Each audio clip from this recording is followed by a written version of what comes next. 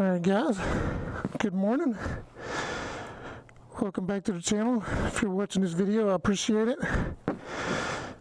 The R1, 2020 R1, the Blue Falcon, sitting out there. I have gonna do a little moto vlog today. Did a little bit of changes. I still haven't been able to get to a dyno. Life is just kind of mixed up and I don't have a lot of time right now, but I have did some pulls. I've been riding the bike a little bit and I've noticed some things about the tune that I don't like. I'm not sure if it's in the tune, if I'm losing traction, or if it's a setting or whatnot, but I'll get into that in a minute. So I'm gonna go out here, we're gonna do some ride. I gotta make a couple of stops. So there she sits. Get it fired up.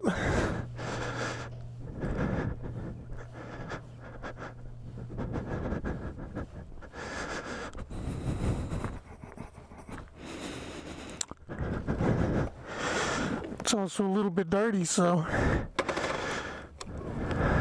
excuse that.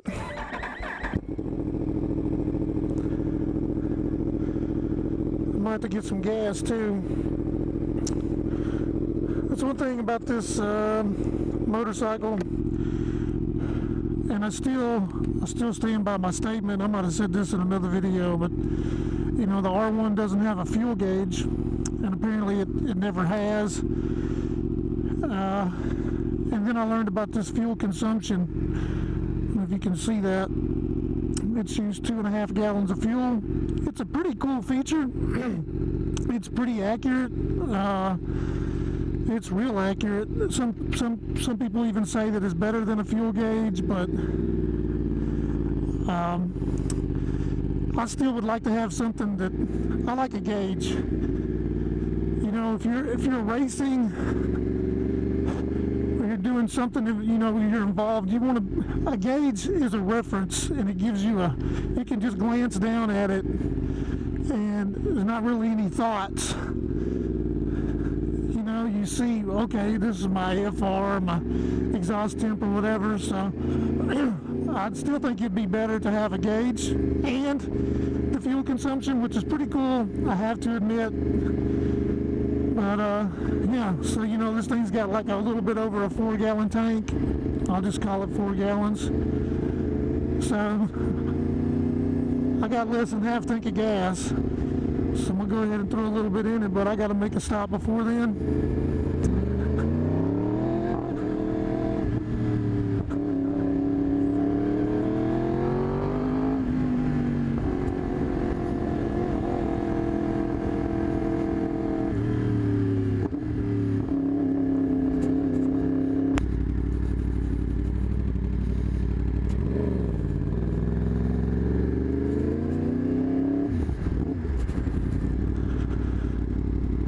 Alright, this is a little short trip. I'll be back in a minute. I'm going to pull up in here and handle my business.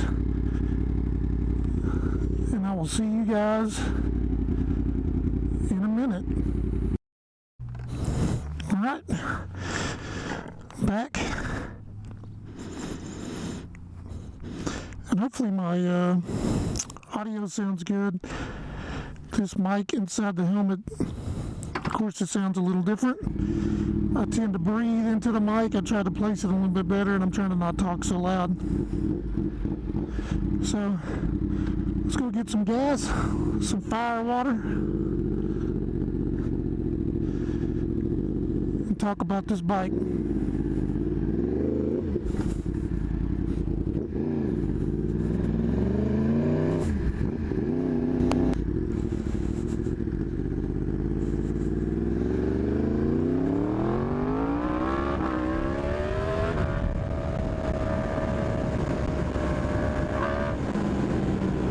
That feels good in the morning, even though it's afternoon.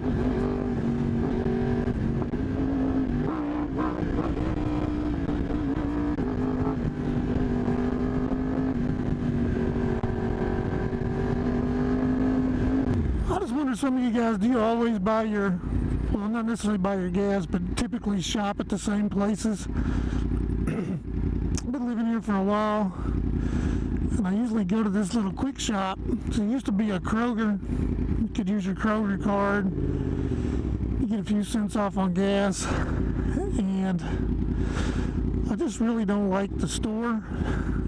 And I don't like the way the people are inside. And it's not that they do anything wrong or bad. It's just, I just don't like it. So, I have better experiences across the street, and they're always a penny cheaper, and it's Shell gasoline, so I usually end up going there. As far as gas, I'd rather buy it at Costco, and if I'm in my truck, a lot of times I'll go there, but to go to Costco is out of the way, and the lines there right now, I don't know if it's COVID or I don't know what's up with that, but the lines are just stupid. So I'll just pay the little extra money to get gas here. But I was just wondering if anybody else feels weird shopping at some places that they go to, and it's just a weird vibe.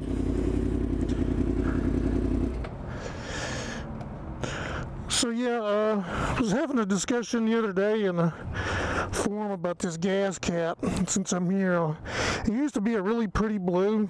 It didn't match the bike perfectly, but it was pretty close. It's from eBay. It was cheap. It's actually a pretty good looking piece, and it's mostly good quality. Let me get these gloves off.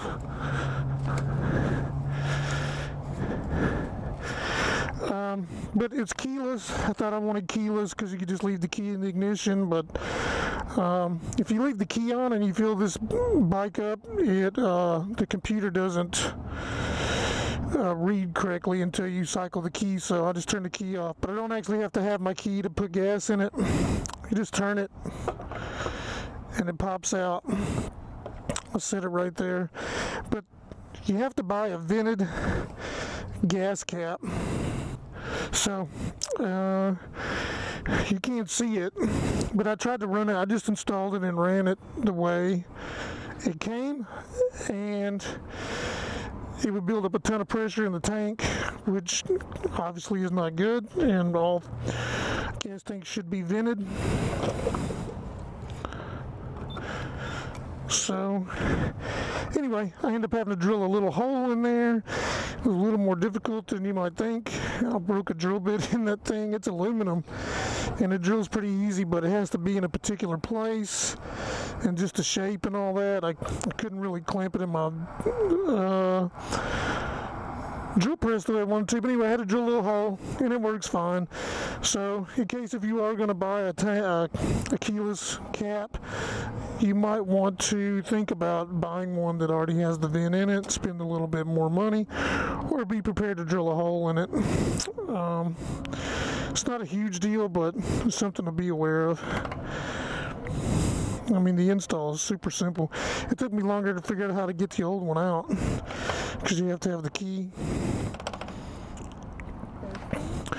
So you had I used 2.5 gallons roughly, and it took 2.9 gallons to fill it up. So it's that's 5 gallons, isn't it? I'm pretty sure I thought this thing was like 4.2 gallons. But anyway, it is full now, 93 octane.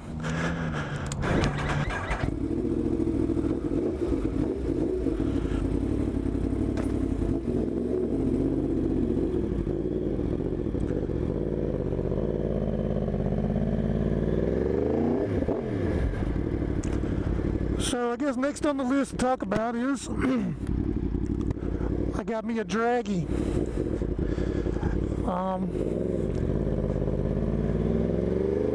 I tried some other apps, and to be honest, everybody on the web is using the Dragy, and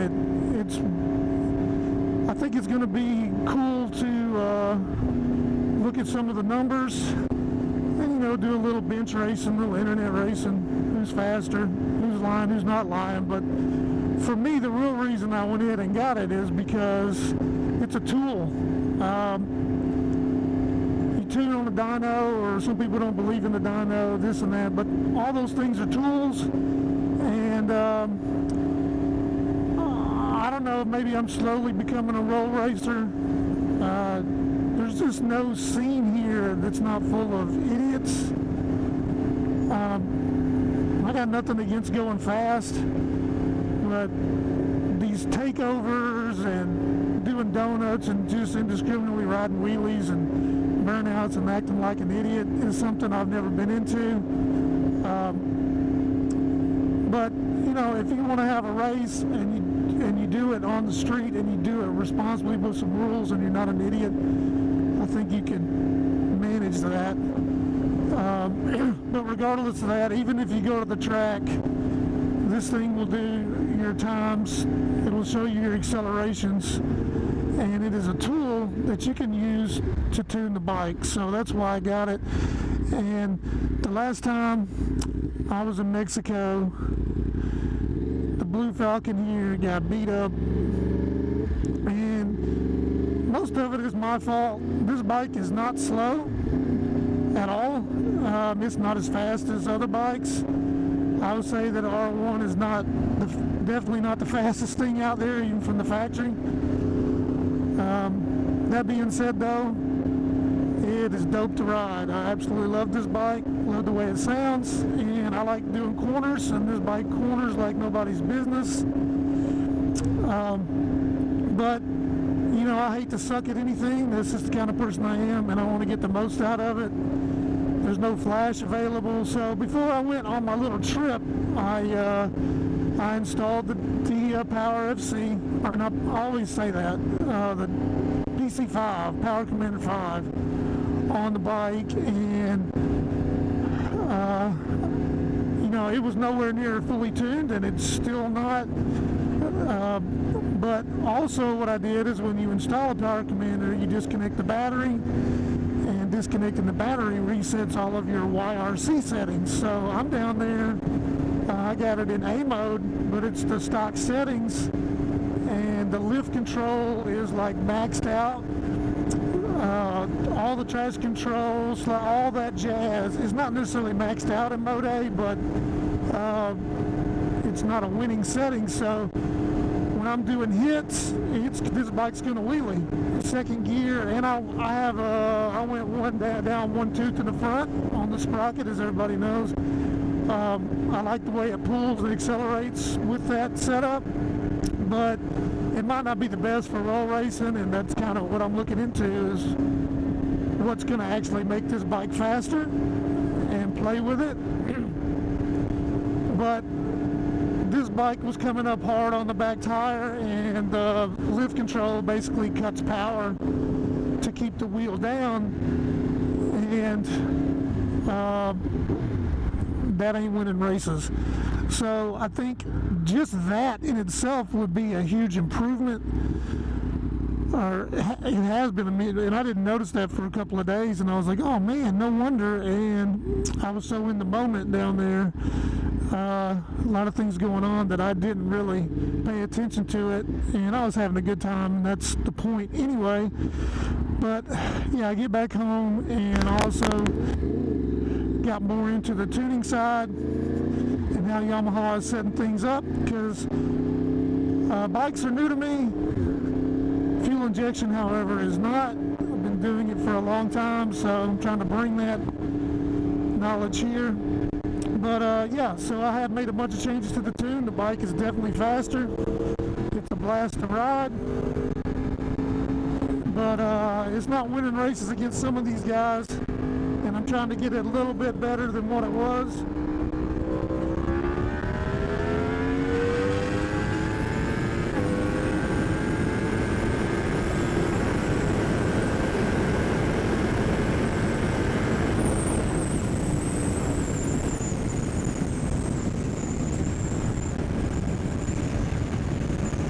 But she definitely rides out. So I don't know how much, the wind is really loud in this helmet. It is time for me to get a new helmet. I'm going to spend a little bit more money on my next one. But yeah, so right now I'm gonna ride to a place that's close to Mexico where I can do some pulls and let you guys see these pulls, and we're gonna get the draggy out and look at the times and do some setting changes and see what happens. So I just wanted to put this camera on.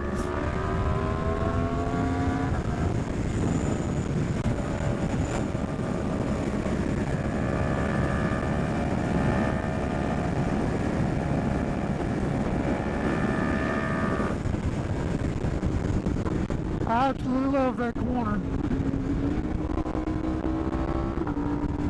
I just want to get that on video real quick. Hope y'all enjoyed it. Hang tight for some pulls. Okay, y'all, I'm really struggling to find a place to do some pulls. I don't know why traffic is so bad today. So I'm going to ease out here and see what I can do. This thing, I did some pulls with it before.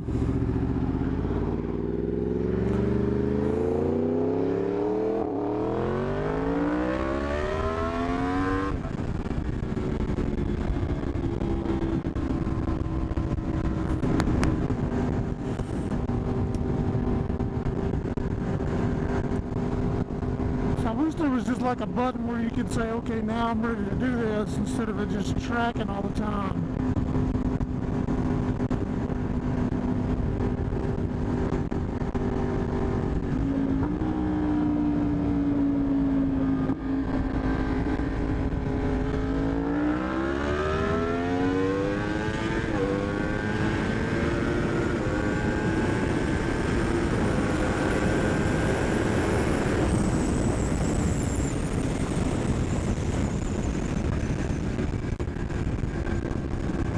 That was a decent pull.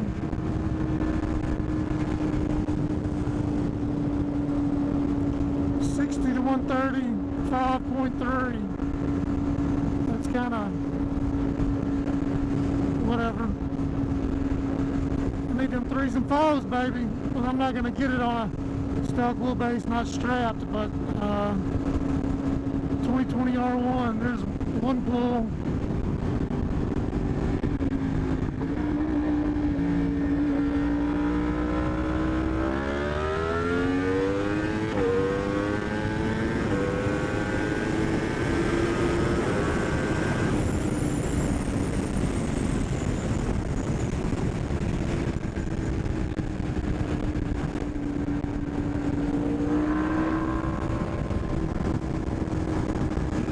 $60 to 130, 4.9 verified. Yeah.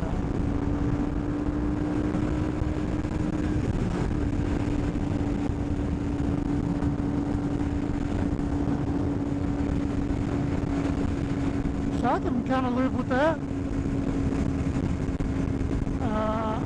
I couldn't go 100% throttle. Second, I did it, but it was probably pretty close.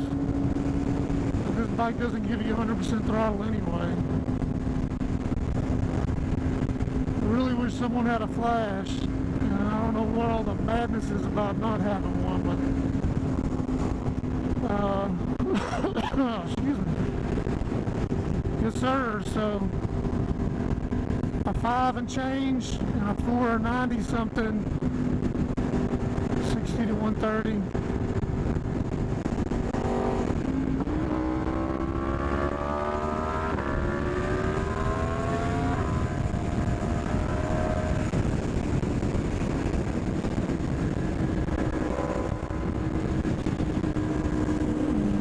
When I hit my brakes for no reason.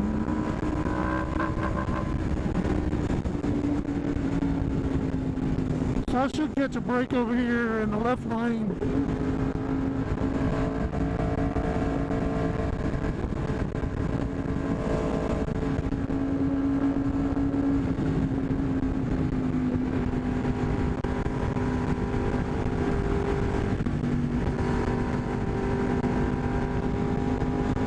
People think that turn signal makes the car magically move, I guess.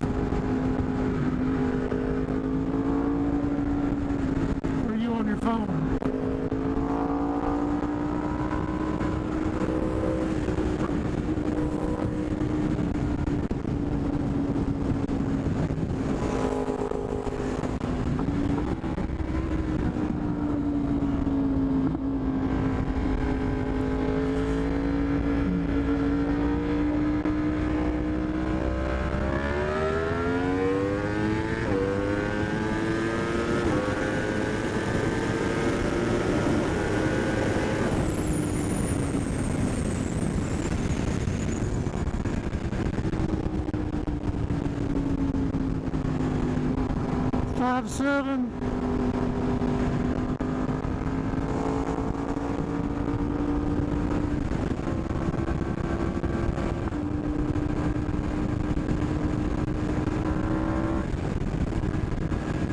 So, somebody tell me what you think. More knowledge than me. Would a different gear be better? I do have the lift control. Everything's on the lowest setting. I think if it was strapped, it would be even faster. So I'm going to have to look into dropping that little bit of coin.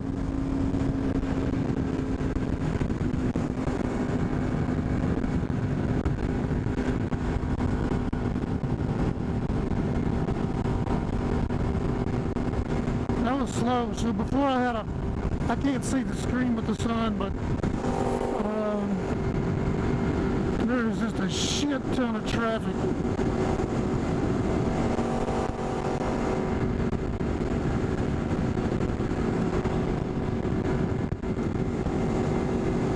So I'm gonna call this good for now. I'm actually gonna pull over here.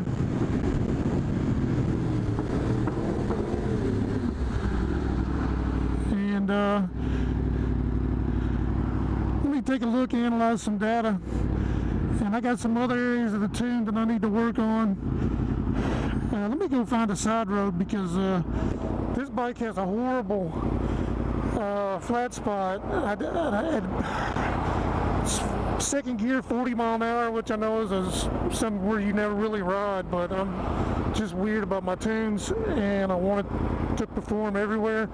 So I did make some changes already. I'm going to see how it helps, but I'm going to cut the camera so I go get on a little road because I don't have a lot of time, and I'll see if I can get it to do it, show it to you guys, see what you think. Okay, so I'm on a little road here, not that little of a road, but slower speed. So this is 35, second gear, that's about 4,300. If I go full wick,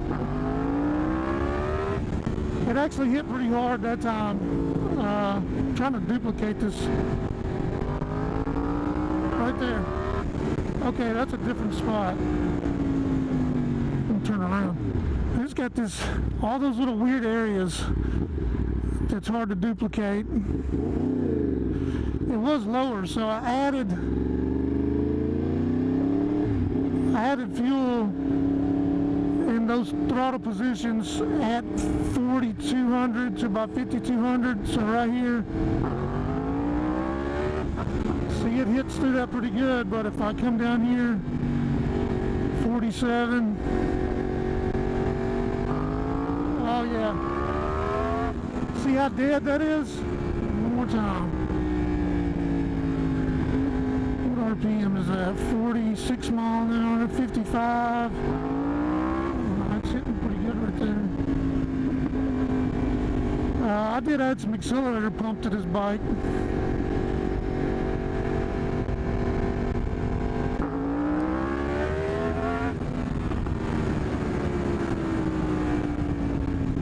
That's not doing it now.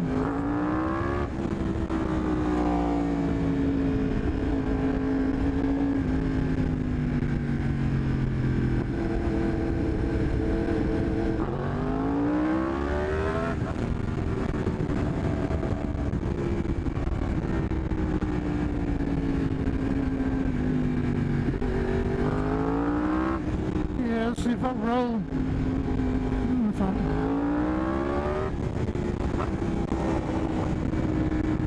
Man, this bike needs a flash. I need to get on these throttle valve openings. Well, it was way more dramatic last week before I made those changes. So I am going to go back in there.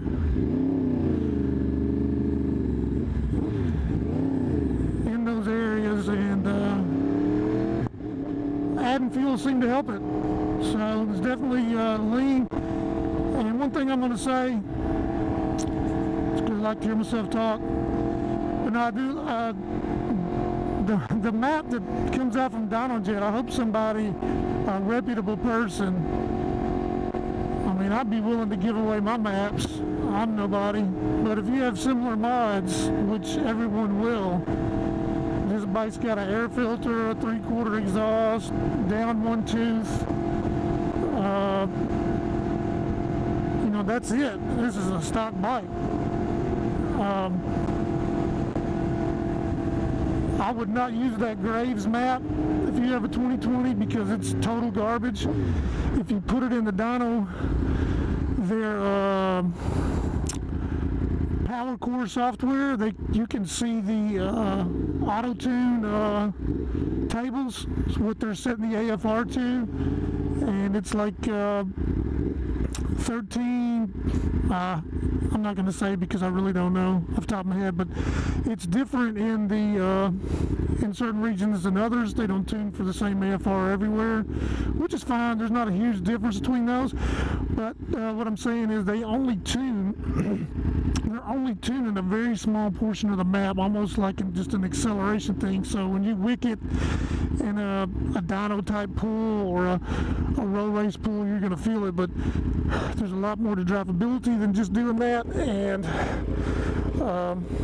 sometimes, you know, you're on the street, you're going to pull from different RPMs, just the situation provides for. And I would like to have, let me shut Draggy off here. I'm not going to use that anymore, but I wish I had video of how flat this thing was, and I didn't notice it was doing that, and because that's just not it's not a normal RPM you would pull from. But sometimes around town you just want to hit it and get a little bit of happy times, and the bike just goes bah, and it would be like a solid second or longer, and then it would start to pull, and this just drove me crazy. So I'm glad to see I made some improvements there.